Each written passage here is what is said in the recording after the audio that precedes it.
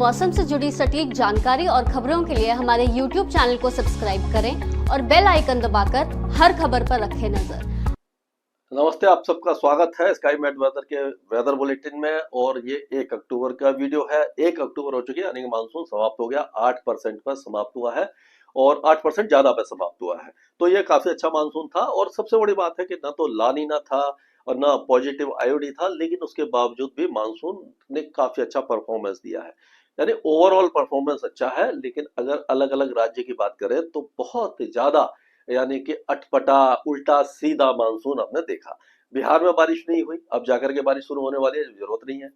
राजस्थान में बीच में सूखे जैसे हालात रहे, आपने देखा था कि अगस्त के सेकेंड हाफ से लेकर के और सितंबर के फर्स्ट हाफ तक बहुत ज्यादा सूखे जैसे, 1 महीने तक बारिश नहीं हुई, उसके बाद बारिश हुई और शुरुआत में बहुत ज्यादा बारिश हो गई। तो यानी कि मानसून तो था, लेकिन डिस्ट्रीब्यूशन अच्छा नहीं रहा।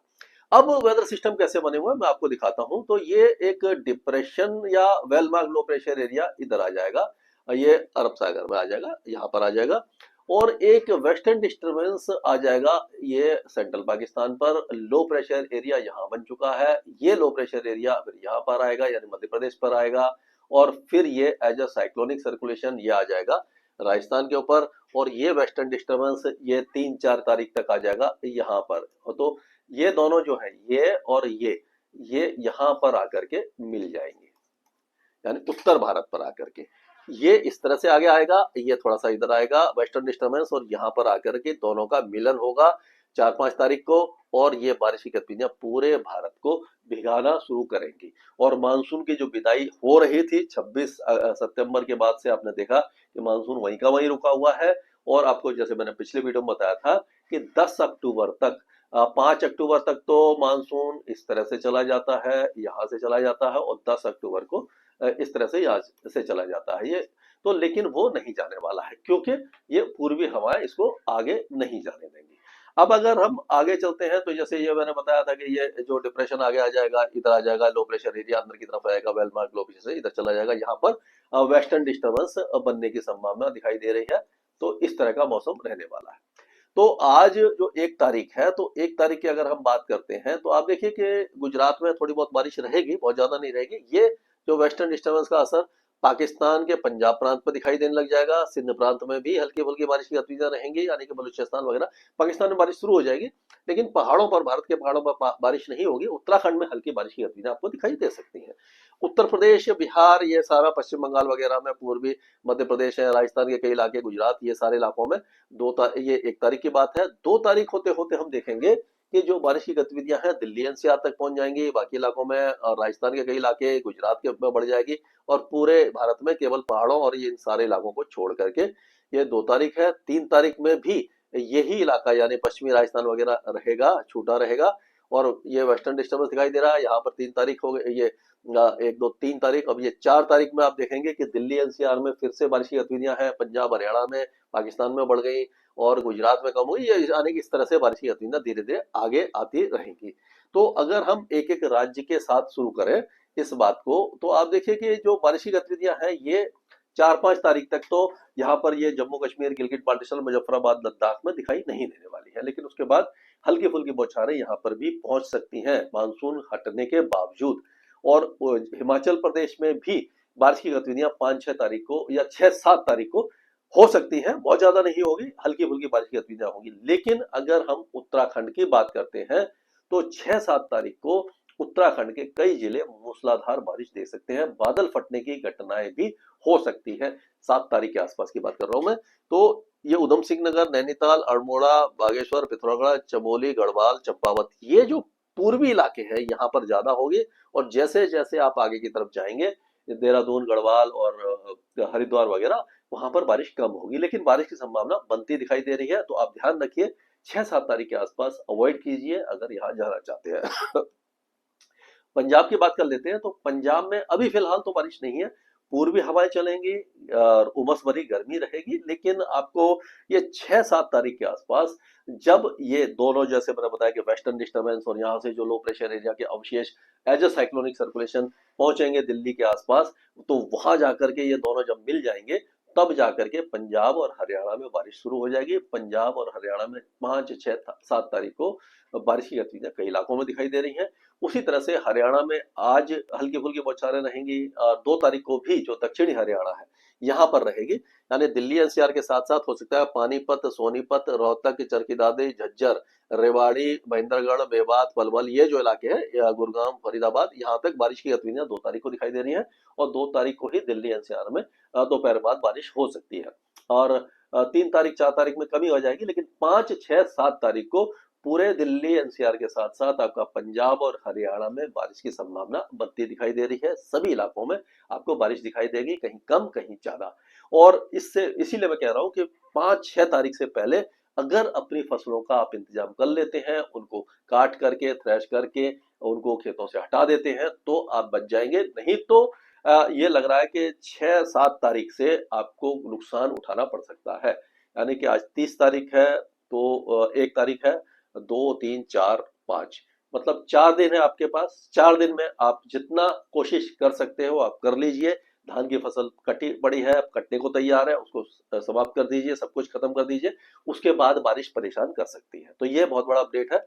अगर उत्तर प्रदेश की बात करें तो उत्तर प्रदेश में बारिश की गतिविधियां ऑलरेडी शुरू होने वाली हैं। अब उत्तर प्रदेश में ये पूर्वी उत्तर प्रदेश से बारिश की गतिविधियां आगे बढ़ने वाली हैं, और हम देखेंगे कि जो सोनभद्रा, मिर्जापुर, चंदौली, वाराणसी, गाजीपुर, बलिया, मऊ, आजमगढ़, गोरखपुर, देवरिया, कुशीनगर, महाराजगंज, सिद्धार्थनगर, ये सारे इलाके, गोंडा, बस्ती, फैजाबाद, अमेठी, प्रतापगढ़, फतेहपुर, बांदा, रायबरेली, उन्नाव, बाराबंकी, सीतापुर, खेरी, ये सारे जितने भी इलाके, सभी इलाकों में यानी कि शामली, मुजफ्फरनगर तक बारिश की गतिविधियां आपको धीरे धीरे बढ़ती हुई दिखाई देगी। जैसे मैंने आपको दिखाया था, यहाँ पर ये जो मैप था, यहाँ पर आप देखेंगे कि ये 3 तारीख के आसपास आप देखोगे ये पूरे उत्तर प्रदेश में आ गई बारिश। 4 तारीख को तो ये दिल्ली वगैरह में आ गई, लेकिन ये बिहार में 4 तारीख को बहुत ज्यादा तेज बारिश है। इस तरह की बारिश की गतिविधियां रहने वाली है। तो अब यहाँ उत्तर प्रदेश पे चलते हैं, तो उत्तर प्रदेश के कई इलाके बारिश देखेंगे। और अगर बिहार की बात करें तो 4 तारीख और 5 तारीख को बिहार में चंपारण, दोनों चंपारण यानी पूर्वी पश्चिमी, सीतामढ़ी, सीहोर, मधुबनी, सुपौल, अररिया, किशनगंज, दरभंगा, मुजफ्फरपुर, गोपालगंज, ये जो इलाके हैं यहाँ पर मूसलाधार बारिश हो सकती है। और नेपाल की पहाड़ियों पर भी बहुत ज्यादा हैवी रेन के चांसेस बन रहे हैं, क्योंकि मॉइस्चर जो है वो पूरा बंगाल की खाड़ी से यहाँ पर पहुंचेगा। यहाँ पर पहाड़ है, यहाँ पर नीचे से आएगा, पहाड़ उसको रोक देंगे, वहां पर बादल बनेंगे, हैवी रेन होगी, और कोसी, गंडक, घाघरा, ये नदियां फिर से उफान में आ सकती हैं। तो बाढ़ की आशंका मुझे दिखाई दे रही है। अभी इस पर अपडेट करते रहेंगे, लेकिन अभी मान के चलिए कि थोड़ा सा आप अपना इंतजाम कर लीजिए कि बाढ़ अगर आती है तो क्या क्या इंतजाम करना है, या पानी बहुत ज्यादा हो जाता है तो क्या करना है, ये थोड़ा सा मैं आपको बता के चल रहा हूँ। झारखंड में हल्की से मध्यम बारिश की गतिविधियां होती रहेंगी, बहुत ज्यादा डिफरेंस नहीं आएगा। अगले 2 दिनों में थोड़ी कम रहेगी, उसके बाद यानी 3 तारीख 4 तारीख से यहाँ पर भी बारिश की गतिविधियों में काफी ज्यादा बढ़ोतरी हो जाएगी। अभी जो बारिश की गतिविधियां हैं 2 तारीख को हम देखेंगे कि जो मेदिनीपुर है, 24 परगना, हुगली, हावड़ा, कलकत्ता, वर्धमान, नाडिया, बांकुरा, पुरुलिया, शांति निकेतन, काउंटी, मुर्शिदाबाद, ये सारे इलाकों में मॉडरेट शावर्स हो सकते हैं, 1-2 अच्छा स्पेल हो सकता है। उप हिमालय पश्चिम बंगाल में भी अच्छी बारिश है, यानी कि जो पूजा का सेलिब्रेशन का आखिरी दिन है, यानी कि जो दशहरा है और जो विसर्जन है, दोनों एक साथ है, तो उस समय कुछ प्रॉब्लम आ सकती है। उसी तरह से पूर्वोत्तर राज्यों में भी, क्योंकि मॉइस्चर है बंगाल की खाड़ी से, यहाँ पर भी उस समय बारिश की गतिविधियां होंगी और धीरे धीरे बारिश की गतिविधियां बढ़ने वाली है यहाँ पर। अब राजस्थान की बात करते हैं, तो राजस्थान में आपने देखा कि बारिश की गतिविधियां, खंड वर्षा हुई है, लेकिन ऐसा लग रहा है कि अभी भी, क्योंकि बारिश तो हो रही है, और ऐसा नहीं कि बारिश पूरी तरह से रुक जाएगी, कहीं हो रही है कहीं नहीं हो रही है, लेकिन अभी क्या है कि जैसे मैंने बताया कि 6-7 तारीख से बारिश की गतिविधियां राजस्थान के कई इलाकों में तेज हो सकती हैं, बढ़ सकती हैं।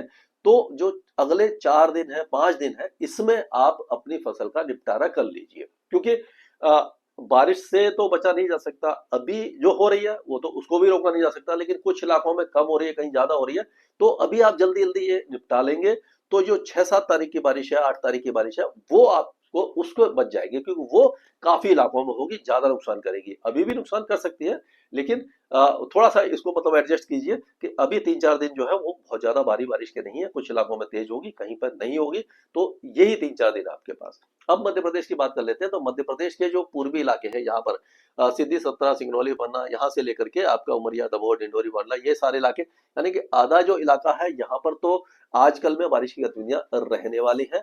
यहाँ पर ये आइसोलेटेड होगी, यानी कि बहुत हल्की होगी, और यहाँ पर मध्यम बारिश होगी, यहाँ पर आपकी हल्की बारिश होगी अभी, यानी पश्चिमी इलाकों में।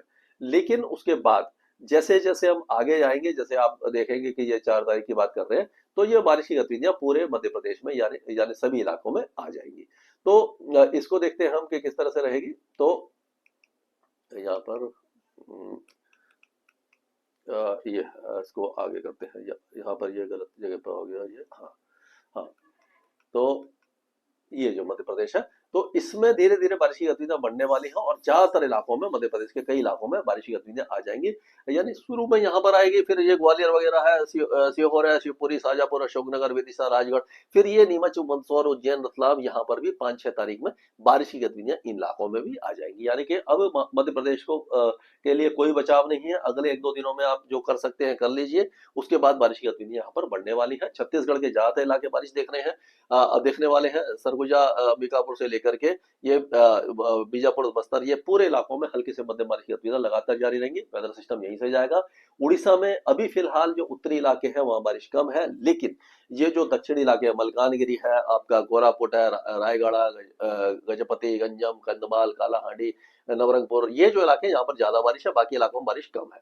अब अगर गुजरात की बात करते हैं तो गुजरात में हल्की बारिश ही रहेगी, लेकिन बारिश की गतिविधियां अब, क्योंकि ये जो डिप्रेशन है ये आगे चला जाएगा और अरब सागर में चला जाएगा, लेकिन बाकी इलाकों में बारिश की गतिविधियां अभी रहने वाली है। बनासकांता, साबरकांठा, महिसाना, पाटन, इदार और ये गांधीनगर, अरवली, महिसागर, दाहोद, पंचमहल, खेड़ा, अहमदाबाद, सुरेंद्रनगर, मोरबी, ये सारे इलाकों में, बोटाड वगैरह सभी इलाकों में हल्की फुल्की बारिश की गतिविधियां रहने वाली है। लेकिन जैसे कि नीचे के इलाकों में ज्यादा बारिश हुई थी, गिर सोमनाथ वगैरह, जूनागढ़ में आपने देखी थी बारिश हुई थी, लेकिन अभी भी यहाँ पर बारिश की गतिविधियां रुकेगी नहीं। अगले 4-5 दिनों तक हल्की से मध्यम बारिश रहेगी।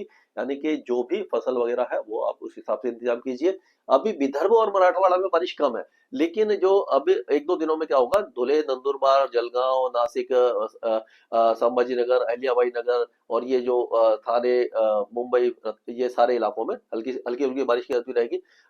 सोलापुर, धाराशिव, लातूर, बीद, परभनी, नांदेड़, हिंगोली, जलना, यहाँ पर भी छुटपुट बौछारें आपको दिखाई देंगी। 4 तारीख से यहाँ पर बारिश थोड़ी सी बढ़ सकती है। अब तेलंगाना की बात करते हैं तो तेलंगाना के उत्तरी इलाकों में तो बारिश हो रही, आज तो मतलब 1-2 दिनों में बारिश कम है, लेकिन जैसे ही वेदर सिस्टम अंदर आएगा तो 2-3 तारीख से यहाँ पर बारिश की गतिविधियां शुरू हो जाएंगी, कई इलाकों में होगी। कोस्टल आंध्र प्रदेश के जो इलाके हैं, यानी कि विजयनगरम, श्रीकाकुलम, विशाखापट्टनम, ईस्ट गोदावरी, वेस्ट गोदावरी, कृष्णा, गुंटूर, प्रकाशम, ये जो इलाके हैं लाइट टू मॉडरेट रेन देखेंगे। यहाँ से ऊपर से जाएगा वेदर सिस्टम, लेकिन यहाँ पर भी बारिश देगा। रायलसीमा में बारिश कम रहेगी, कोस्टल कर्नाटका में बारिश रहेगी, इंटीरियर कर्नाटका में बहुत हल्की बारिश रहेगी। केरल में भी बारिश की गतिविधियों में भारी कमी दिखाई देगी, बहुत हल्की बारिश रहेगी। लक्षद्वीप में हल्की बारिश रहेगी। तमिलनाडु की अगर बात करते हैं तो तमिलनाडु में भी छुटपुट बौछारें, खंड वर्षा ही आपको दिखाई देगी। अंडमान और निकोबार द्वीप समूह में अगले 24 घंटों के दौरान भारी बारिश होगी, क्योंकि पिछले 2-3 दिनों से भारी बारिश हो रही है। अब धीरे धीरे यहाँ पर बारिश में कमी आ जाएगी। तो हम ये कह सकते हैं कि पूरे भारत में 6-7 तारीख से बारिश आ जाएगी। पाकिस्तान के भी कई इलाके 6 और 7 तारीख को बारिश देखेंगे। उसके बाद बारिश की गतिविधियां फिर से पीछे हटना शुरू हो जाएंगी, राजस्थान और पंजाब, हरियाणा, दिल्ली से, और फिर ये पूर्वी और मध्य भारत की तरफ चली जाएंगी। और फिर धीरे धीरे मानसून 10 तारीख के बाद से ही विदाई लेना शुरू कर सकता है। मतलब 10 तारीख तक आप मान के चलिए कि मानसून की विदाई नहीं होने वाली है। ये था अभी तक का वेदर अपडेट।